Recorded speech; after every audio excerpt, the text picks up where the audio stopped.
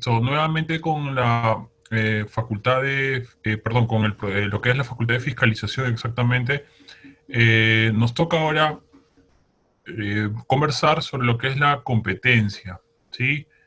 Es un tema no muy tocado, quizá es un tema breve, no tocado por algunos especialistas, pero es bueno conocerlo en el sentido de que no solo es la Superintendencia Nacional de Administración Tributaria la competente para lo que es conocer la facultad de fiscalización y en sí mismo el procedimiento de fiscalización, sino también los gobiernos locales son los que tienen la competencia sobre la fiscalización, ¿no?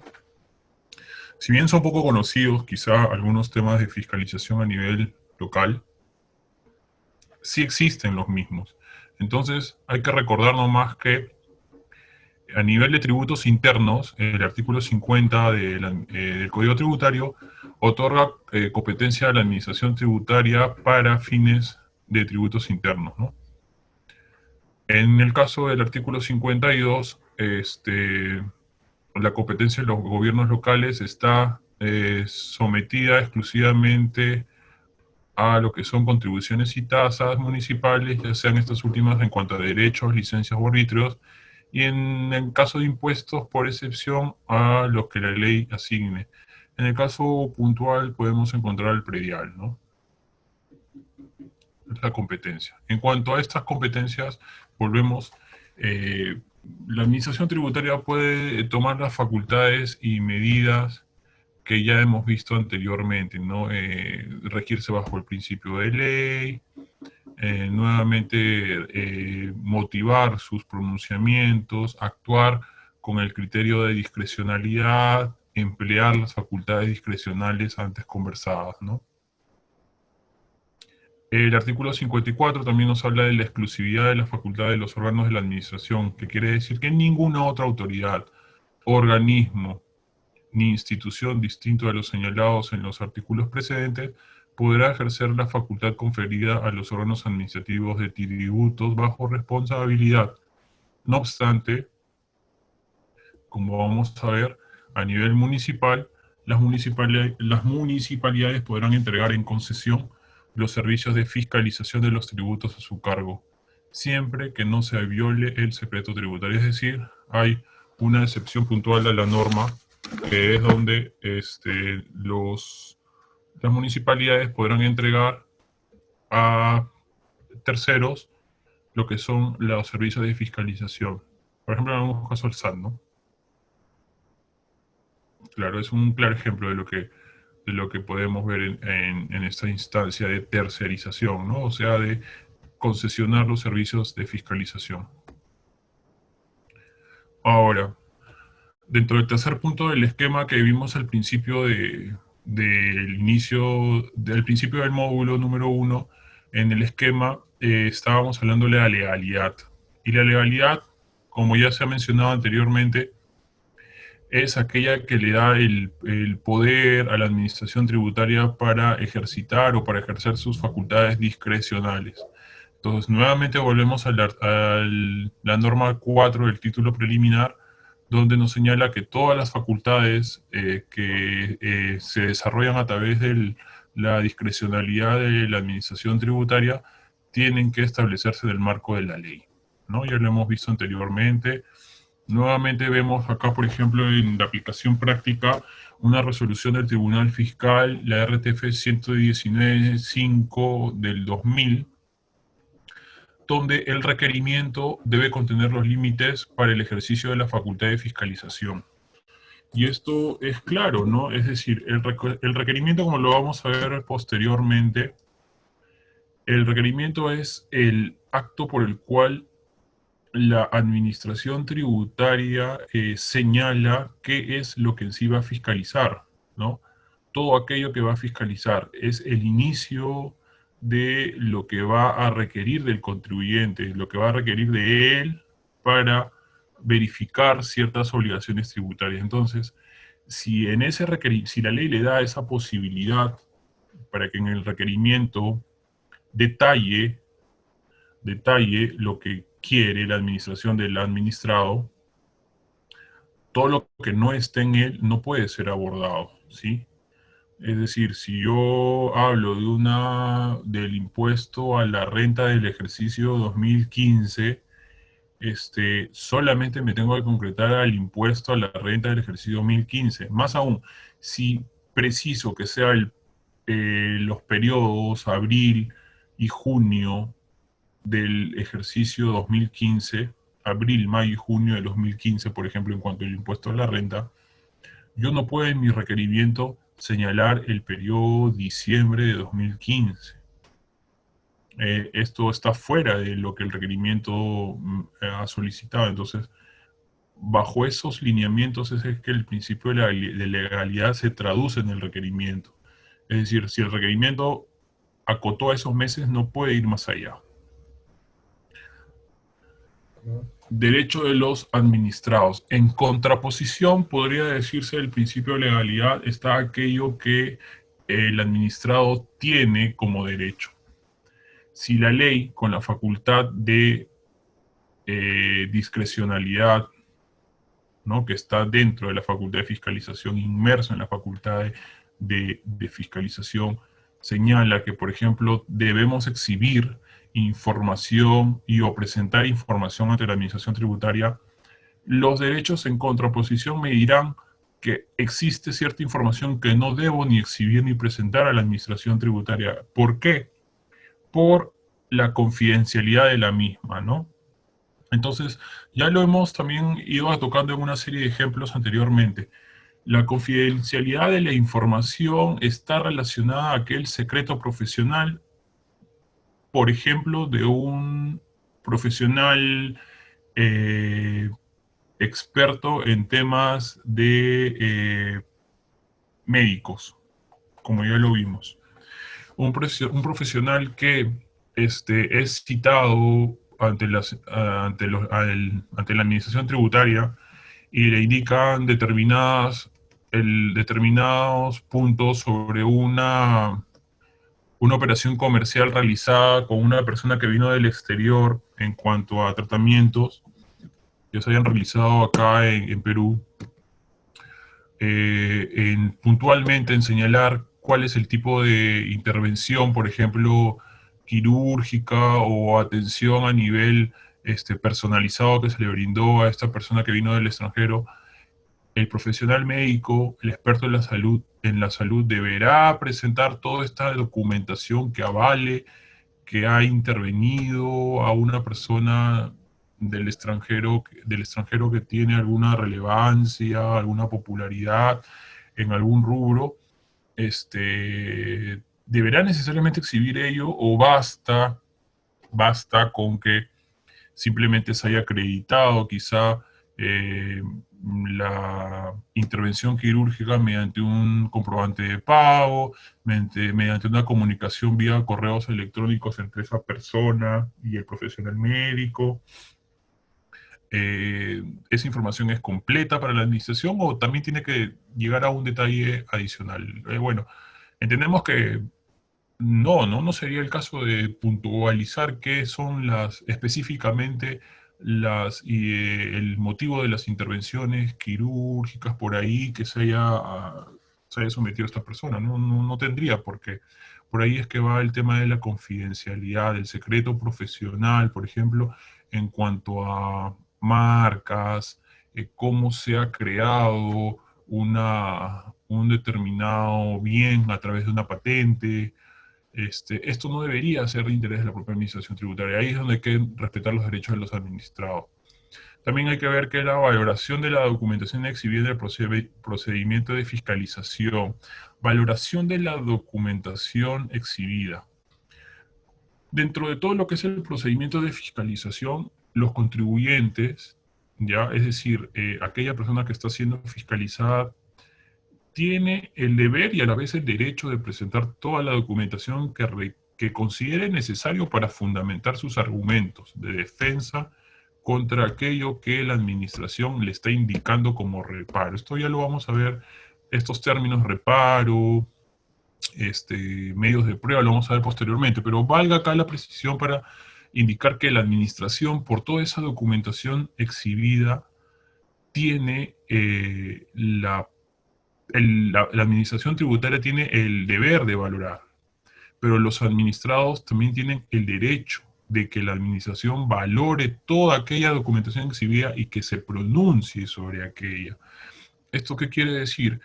Que la administración tributaria, si bien puede elegir la facultad, la facultad discrecional hacia determinado contribuyente y hacia otro no, en respuesta a eso, como tiene la libertad de elegir la facultad, también tiene la responsabilidad de que ante la respuesta del administrado por esas facultades que tiene la administración, que ha empleado en el procedimiento de fiscalización, la administración tiene el deber de valorar toda la documentación que se ha exhibido en respuesta al procedimiento de fiscalización.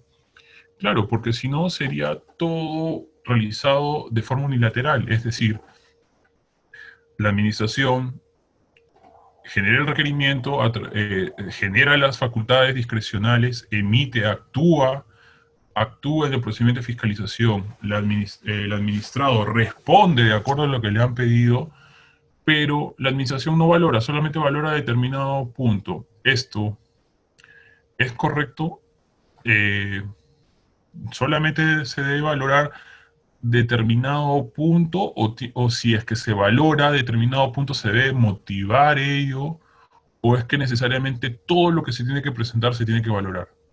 Entendemos que en cuanto a los derechos de los administrados se debe observar, se debe valorar todo aquello que se ha presentado en respuesta de un requerimiento. Sin embargo, habrá alguna documentación que prime sobre otra, que a criterio de la administración tributaria de una interpretación razonable de todo lo documentado, de acuerdo a una valoración razonable de todo lo documentado, recién se emite un juicio, pero creemos que antes de emitir ese juicio razonable sí se debe evaluar la documentación presentada, toda aquella documentación presentada. Posteriormente, como otro derecho de los administrados, tenemos al respeto al principio de legalidad. Como ya lo hemos visto ya en, en todo lo que vamos desarrollando este módulo número 1, el principio de legalidad es el motor, es la pieza fundamental, la piedra fundamental de lo que es la facultad de fiscalización. Este principio de legalidad, uno que está muy de la mano con el principio también de tipicidad y de reserva de ley, en cuanto a que nos permite a la administración tributaria a que esta facultad de discrecionalidad no sea arbitraria, no lesione derechos constitucionales ni principios constitucionales, donde este principio de legalidad puntualmente tipifique aquellas facultades discrecionales las cuales la administración tributaria puede realizar. Asimismo, este principio de legalidad aporta en cuanto a que toda esta facultad de fiscalización está orientada a un interés público, ¿no? No es solamente una actuación de SUNAT por un interés particular a cada uno de los administrados porque tiene un mayor nivel de recaudación y otros no, no. Acá hay un interés público en cuanto a la recaudación tributaria en general, no a un fin particular. Entonces vemos que el respeto al principio de la legalidad es muy importante, es el motor de la facultad de fiscalización. Y también en cuanto a los administrados, es también una pieza clave y fundamental por cuanto aquello que no esté exigido en el requerimiento no debe ser exigido en el procedimiento de fiscalización. ¿Sí? Entonces, este principio se desenvuelve hacia ambos lados.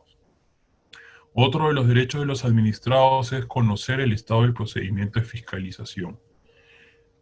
¿Qué queremos indicar con conocer el estado del procedimiento de fiscalización? En que, por ejemplo, si ya estamos en el transcurrir del procedimiento de fiscalización y se ha efectuado el cierre del último de los requerimientos reiterativos, ¿sí? Y la administración tributaria puede emitir las conclusiones del procedimiento de fiscalización, saber si lo va a hacer o no. Tenemos tenemos el derecho de solicitarlo también a la administración y que ella lo haga, porque la norma indica que la administración podrá emitir las conclusiones del procedimiento de fiscalización. Esto no es lo mismo que el resultado del requerimiento, último requerimiento reiterativo, por así decirlo, sino es poder emitir las conclusiones válidamente. Entonces, eso es un ejemplo particular y muy importante del estado del procedimiento de fiscalización. Por ejemplo, también otro de una demostración de que el administrado tiene el derecho de conocer el estado del procedimiento es la posibilidad de saber las respuestas de sus solicitudes. Creo que esto lo vamos a ver en otro punto, si es que no me equivoco más adelante. No. Ya bueno, entonces justo está aquí dentro de este punto.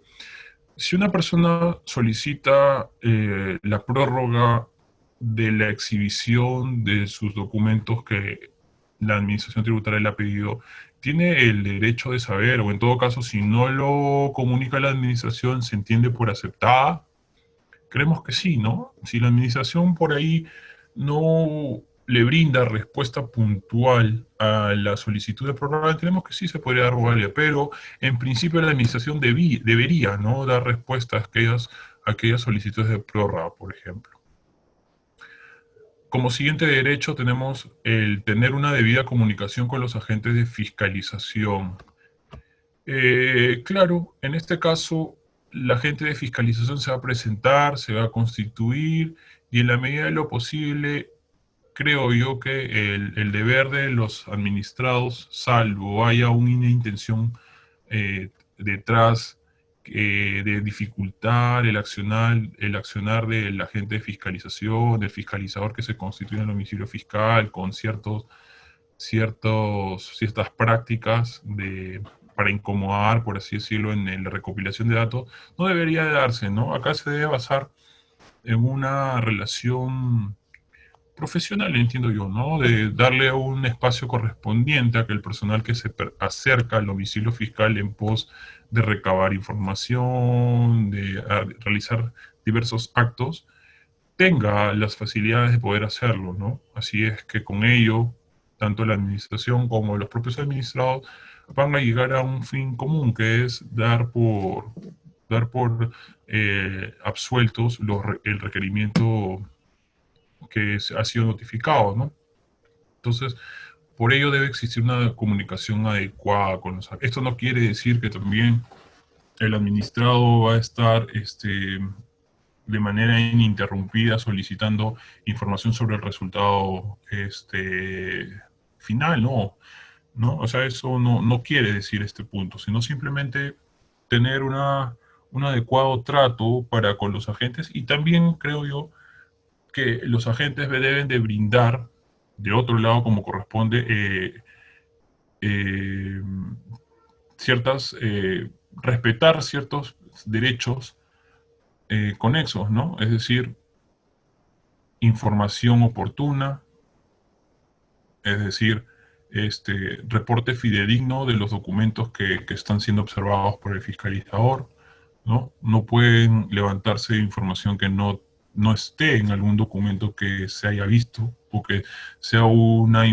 se levante información tergiversada, ¿no? De un documento que ha sido observado, ¿no? En pos de cerrar una fiscalización a favor de la administración tributaria, ¿no? O sea, debe haber un trato común, ¿no? De buena fe entre ambos. Ahora, otro de los derechos de los administrados es el respeto a los plazos de exhibición y presentación de documentos. Claro, es correcto. Esto quiere decir que, por ejemplo, en caso de exhibir documentos, en el caso de que se solicite la exhibición de documentos, el administrado tiene 2 días como mínimo, ¿no? Salvo que sea elaborado, más elaborado, tiene 3 días como mínimo para presentarlo. En el caso de la comparecencia, igual son 5 días mínimo, salvo el plazo del término de la distancia, ¿no?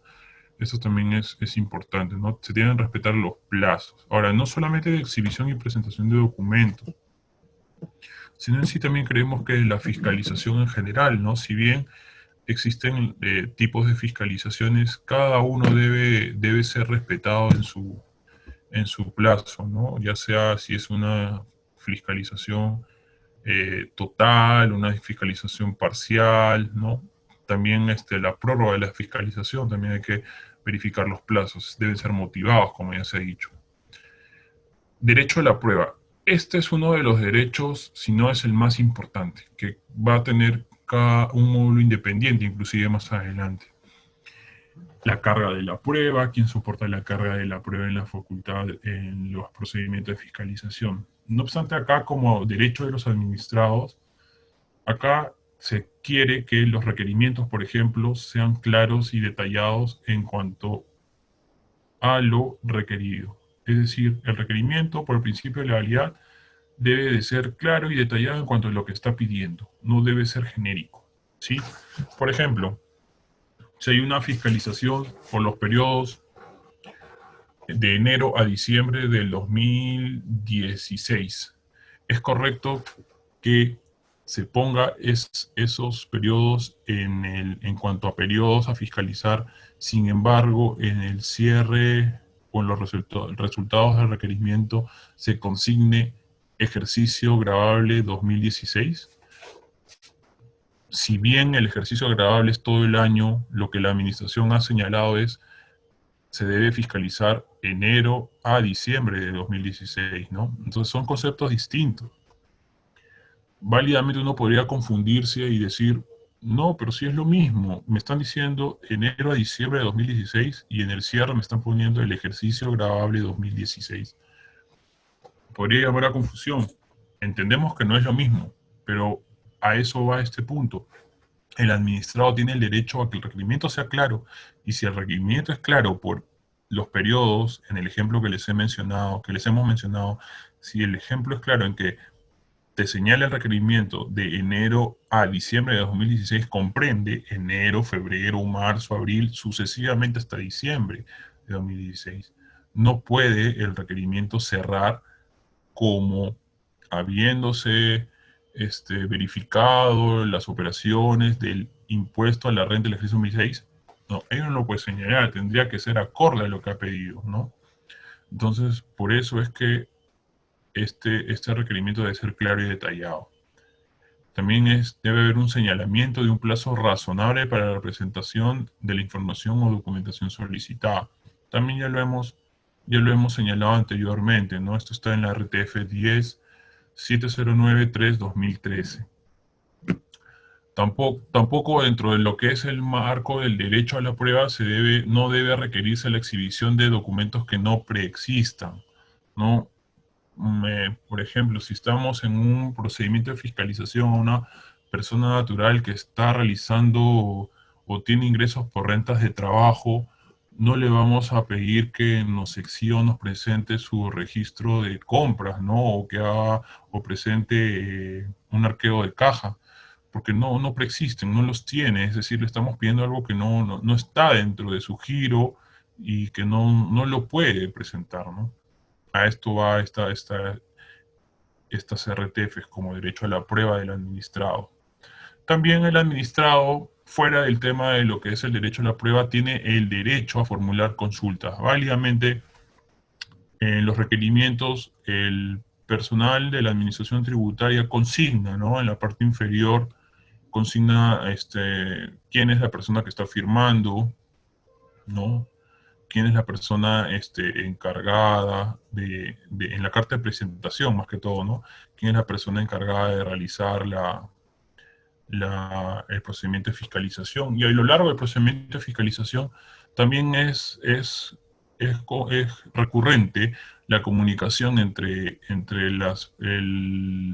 el agente fiscalizador con la persona, ya sea jurídica, natural, fiscalizada, ¿no?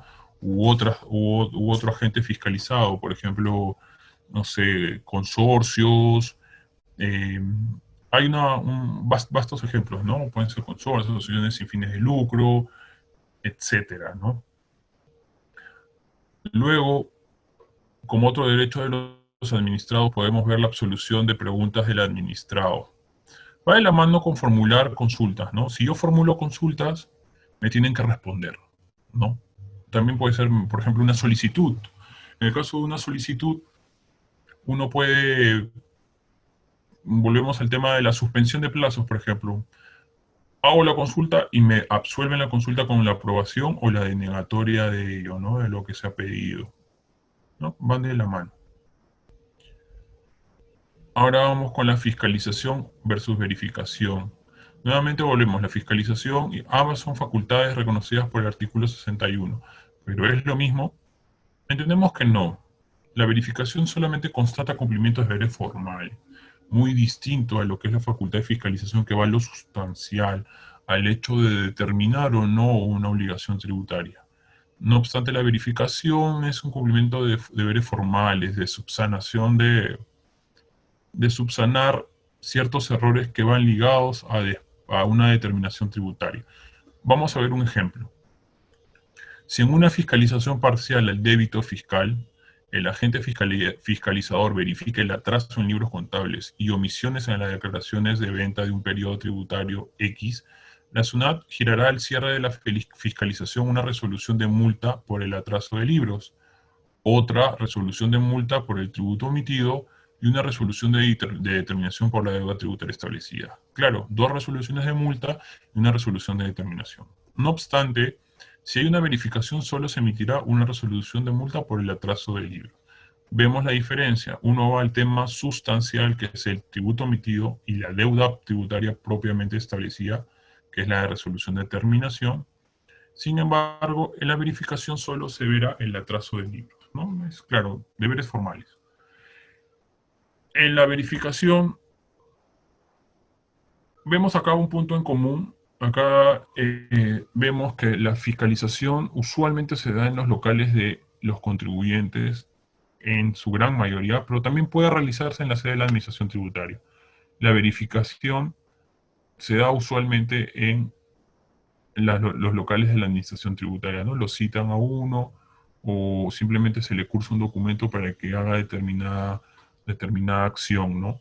Y como acto, por ejemplo, de la verificación, podemos ver una notificación de esquela, unas acciones inductivas, donde a uno lo llaman por teléfono y le dicen que haga determinada acción, ¿no? Por ejemplo, un acto típico de una verificación es las cartas inductivas, donde te inducen al cumplimiento de una obligación formal. Otro ejemplo es una acción inductiva, donde, por ejemplo, antes, bueno, creo que ahora ya no realizan estas acciones, se le llamaba a un contribuyente para recordarle que conforme a lo que ha declarado supongamos, estamos en el mes de septiembre de 2020, conforme a lo que ha declarado en el mes de diciembre del año pasado, del 2019, tiene que realizar el pago, ¿sí?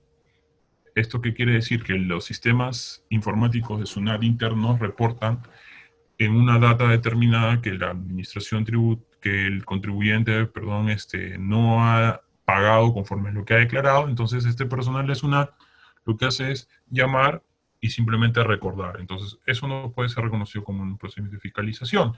Es un acto, es un acto de ciertos operadores, funcionarios de la SUNAT, funcionarios administrativos, personal administrativo que llama y simplemente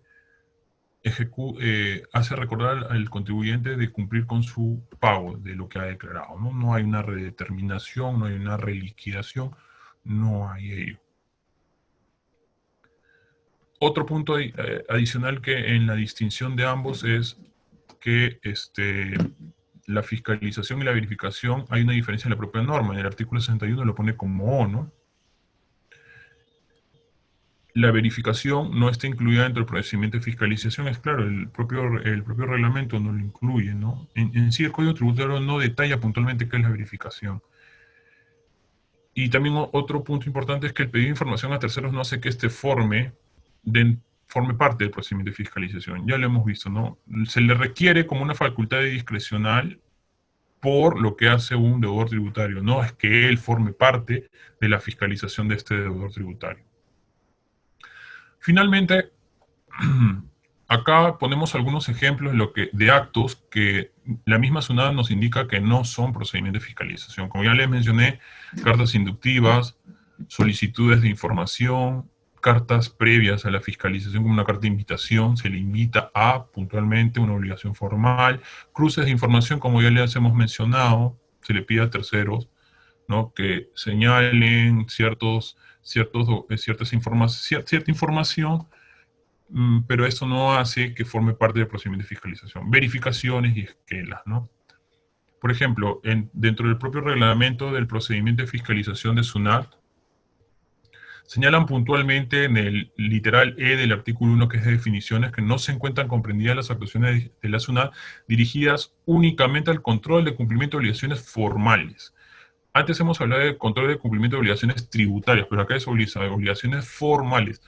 Es decir, no van a formar parte del procedimiento de fiscalización aquellas que se encarguen únicamente de obligaciones formales, las acciones inductivas, solicitudes de información a personas distintas al sujeto fiscalizado, los cruces de información.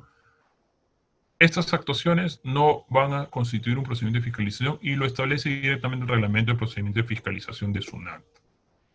Acá vemos, por ejemplo, una carta de invitación, donde luego de haberse detectado saldos apreciables en la cuarta caja y bancos del ejercicio 2015 de la renta anual en la declaración jurada anual de tercera categoría, se le está indicando a la contribuyente que verifique ello, porque de lo contrario va a ser grabados, los retiros se encontrarían grabados a una tasa adicional del 6.8% por distribución indirecta de utilidades. Claro, acá estamos hablando que se ha detectado un saldo apreciable en la cuenta de caja bancos, ¿no? Entonces, acá lo que está generando la administración tributaria es invitar al contribuyente a que pueda aclarar o regularizar esta inconsistencia que ha detectado la administración. Tenemos yo en ciertos programas no informáticos, o de repente también en la labor de algún funcionario. Entonces, por eso es que acá, como ejemplo de lo que ya hemos visto también antes, se está señalando una inconsistencia, uno, susceptible de ser subsanada por la administración tributaria, y que esto se pueda subsanar con una también preliminar reunión en las oficinas de la administración tributaria, con lo cual acá se está citando, ¿no? Obviamente acá estamos borrando los datos puntuales, ¿no?, del contribuyente, porque también no estaríamos respetando la confidencialidad de la información de ellos, ¿no? Pero vemos que este es un claro ejemplo, ¿no? Lo pueden leer con detalle todo el texto posteriormente, ¿no? Cartas inductivas. Por ejemplo, acá dice, en las cartas inductivas se requiere la revisión de situaciones detectadas como inconsistencias o inducia a una subsanación voluntaria, lo que habíamos dicho. Usualmente son detectadas a través del sistema informático de SUNAT. Acá el ejemplo de una carta inductiva, ¿no? Una carta inductiva donde se le está señalando, a ver, subsanar voluntariamente las omisiones y o inconsistencias en la declaración jurada, ¿no? Punto importante, subsanar voluntariamente, ¿no? Acá vemos que tiene tanto de plazo. El plazo para el cumplimiento de lo señalado en la presente carta es de 10 días hábiles, ¿no? Y al final vemos que hay una posibilidad de hacer consultas, que ya lo hemos visto también, que es un derecho de los administrados. Esto es del 2014, una carta inductiva. Bueno, en un informe de la Administración Tributaria, el informe del año 2015, señala: las cartas inductivas no se encuentran enmarcadas en el Reglamento de Procedimiento de Fiscalización de SUNAT, ya lo hemos visto. Su emisión se encuentra sustentada en el control de obligaciones tributarias formales, ¿no?, que realiza la Administración Tributaria en ejercicio de función fiscalizadora al amparo de lo dispuesto en el 62. Claro, es una facultad, pero no es una facultad de verificación de comprobación, pero no es que sea una facultad de fiscalización, ¿sí? Acá dice, si los contribuyentes a quienes se hubiese notificado en las cartas inductivas no regularizan de manera voluntaria sus obligaciones tributarias, no incurrirán en la comisión de ninguna infracción tributaria. Sin embargo, ello no enerva el hecho de que las omisiones pueden ser informadas para que puedan constituirse posteriormente en infracciones tributarias, ¿sí? ¿Esto qué quiere decir? Que per se no van a constituir infracciones, pero van a ser este accionar va a ser informado para que después, en una posibilidad de una fiscalización, se pueda detectar esta infracción, ¿no? O sea, se le cita, se le cita y esta citación en donde no acude es un aliciente para que nuevamente al contribuyente ya no se le realice una verificación, sino ya una fiscalización, ¿no?